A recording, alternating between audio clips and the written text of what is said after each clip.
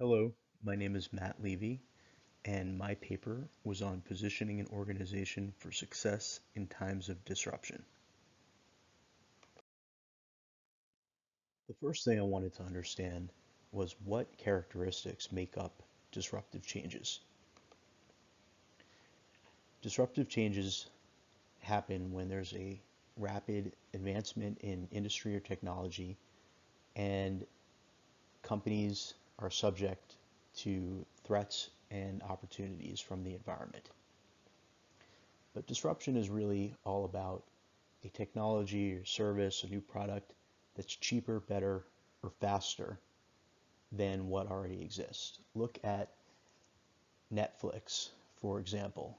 Netflix completely unseated Blockbuster, who was woefully unready for the kind of changes that Netflix was providing with streaming video.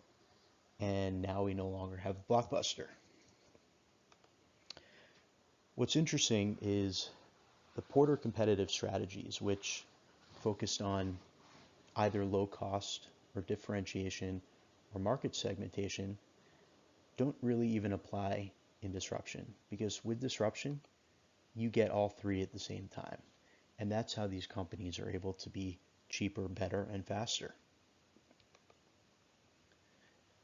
So the literature that I reviewed highlighted that we need to identify trends and companies need to adapt based on structure, culture, and size. The structure of an organization impacts its ability to respond to disruptive change. In describing the population ecology view of organizations, Daff said that long-established mechanistic companies are often subject to inertia, meaning they're incapable of getting out of their own way and have difficulty adapting. This plays a key role in selection, and many of these organizations are unable to survive the disruption. Going back to the example of Blockbuster, they were not built to make quick changes to the environment, and now Netflix is the new standard. Blockbuster is no more.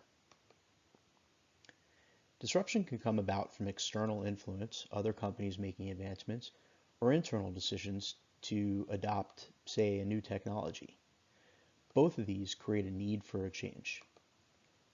But success in the face of change requires either building on core competencies or business, or building up a peripheral business that allows existing structure to remain the same for core functionality. Organizations can take one of two approaches. An organic organization will be explorative, demonstrating flexibility and ability to adapt. A mechanistic organization, on the other hand, will be exploitative and attempt to strengthen existing business capabilities.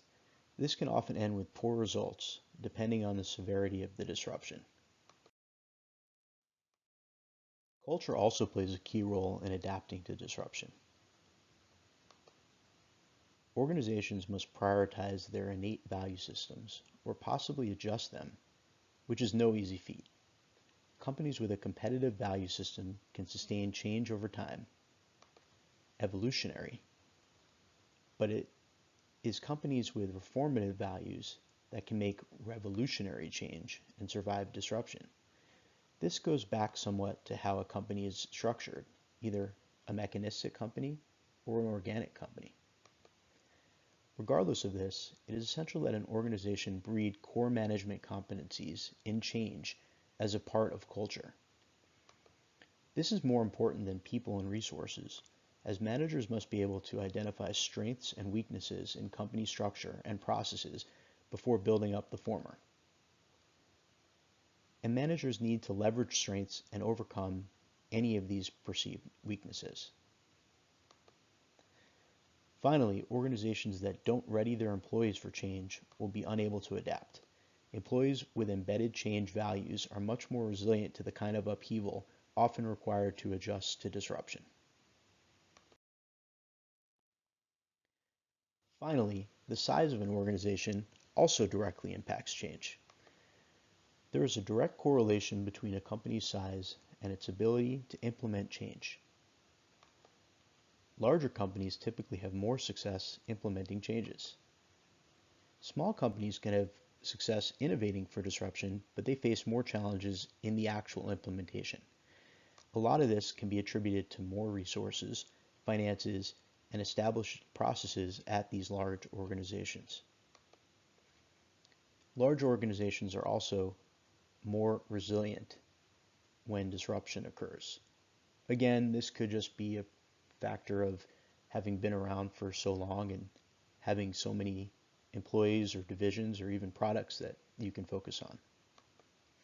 Finally, a large-sized organization can often help mitigate the impact of a new disruptive technology or product, as these companies often have the financial resources to not have to be a first mover. Disruptive change fits well into the open systems model. An organization with more flexibility and adaptability can utilize the open systems model in the face of disruption. These organizations can take feedback from the environment and use it to adapt strategy, structure, and process, and create the necessary inputs to accommodate change. Additionally, new outputs may spur further change, so the feedback loops are important. The open systems framework allows an organization to continually identify strengths and weaknesses, which enables it to determine how to efficiently and effectively address threats and opportunities. This is key for long-term success in the face of disruptive change. In my research, I discovered a couple tools for an OD consultant to use when dealing with disruption. I've selected judgmental forecasting for this presentation. Judgmental forecasting helps predict uncertain events in accounting for organization-wide opportunities and threats in the external environment. It is used by analyzing historic data and domain knowledge to make subjective decisions. Most often, judgmental forecasting is used when statistical data or modeling capabilities are limited, when the market is uncertain, and when managers or analysts have a high level of domain knowledge. Some tips for using this tool include: tie it into the open systems concept. As you can see in Figure 3, there is a natural feedback loop from the forecast data back into not only creating future data, but also in developing strategy. To be effective, an organization should identify the right level of data, implement proper collection methods by feedback and otherwise, and ensure that forecasters have the right tools in place. Judgmental forecasting can be highly effective if combined with statistical analysis, if it's available. And finally, make sure to understand that luck always plays a key role in disruptive change. Right place, right time. Forecasting is a tool to help improve your luck. So what can be learned from disruptive change? Disruption happens more and more frequently at an increasingly fast pace. Look at a company like Uber. It seems like just yesterday they took over the taxi industry, and now they're facing their own slew of competitors like companies like Lyft. Organizations should build on strengths in culture and process to overcome environmental threat. Weakness from inertia or inability to see or adapt to change can be limited with continuous focus on developing culture. For an OD consultant, there is a lot of opportunity for career development in helping organizations predict threats and opportunities. And lastly, there's also further potential for analytics to play a key role in preventing and predicting disruption. For additional information, feel free to review the references I cited in the presentation. Thank you.